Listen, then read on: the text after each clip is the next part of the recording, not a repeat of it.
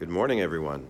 So I'm here today looking at some of the progress made in our temporary office. We're moving our Parkway Mall location into the professional side of the building. So it's upstairs on the second floor at Parkway Mall. So I'm here checking out the progress. They just got the drywall up on one of the walls, but you can actually see we're making some pretty good progress. This is day 2 of construction, and we're making some good headway.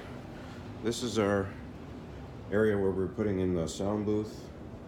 This is where we're going to be working. And then over here, this is where our fitting room is going to be. And it's exciting times again. It's a little bit annoying to move, but it is what it is. The mall is undergoing some major renovations, and we're having to move as a result. So anyway, it's day 2 of construction. We should hopefully be up and running in this space by April 1st, or at least the weekend of April 1st, and should be up and running very soon. We'll talk again. Bye.